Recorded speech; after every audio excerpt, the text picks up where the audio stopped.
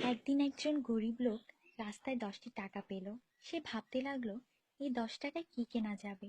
সারাদিন এই 10টি টাকার চিন্তায় সে সময় নষ্ট করে ফেলল। পরে সেই 10 টাকা ফেলে দিল। সে বলল, হে আল্লাহ, এই 10 টাকার জন্য আমি আজ সকাল থেকে আপনাকে একবারও স্মরণ করিনি। সেই সব লোক আপনাকে কিভাবে স্মরণ করে যাদের লাখ টাকা আছে? আল্লাহ সুদ হারাম করে দিয়েছেন, আমরা ব্যাংক বানিয়েছি। আল্লাহ জীবনকে সীমিত করেছেন, আমরা ঘড়ি বানিয়েছি। আল্লাহ পর্দার হুকুম দিয়েছেন, আমরা টিভি, ডিভিডি, ডিশ দিয়ে বেহায়ামি সর্বসাধারণের জন্য করে দিয়েছি। আল্লাহ বলেন, কোরআনে তোমাদের সফলতা, আমরা অক্সফোর্ডের বইকে সফলতা বানিয়ে নিয়েছি। আল্লাহ মিথ্যা বলা নিষেধ করেছেন, আর আমরা এপ্রিল ফুল পালন করা শুরু করে দিয়েছি।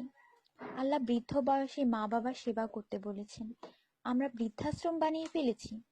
আজ মুসলমান এই জন্য দুশ্চিন্তায় যে যাকে খুশি করার তাকেই তো রাগিয়ে ফেলেছি।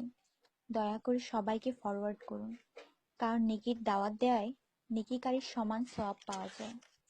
একটু ভাবুন, আজান যখন হয় তখন টিভির ভলিউম কমানো হয়, কিন্তু নজর টিভিতেই থাকে। আর মনে মনে বলি, আজান যাতে তাড়াতাড়ি শেষ হয়। এতেই কি আজানের মর্ম? আপনি নিজে আপনার মনকে প্রশ্ন করুন।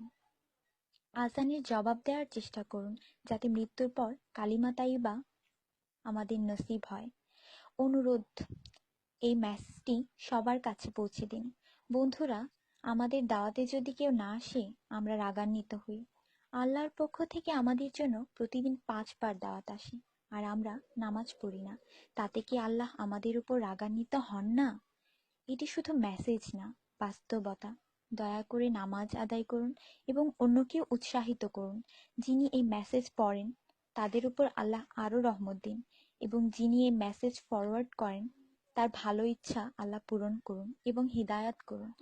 নামাজের চিন্তা করুন, ব্যালেন্সের না। আজান শুনে উঠুন রিংটোনের মতো।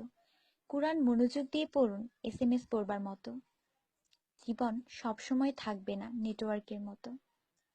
নামাজ ত্যাগ করা মানে আল্লাহকে রাগান্বিত করা।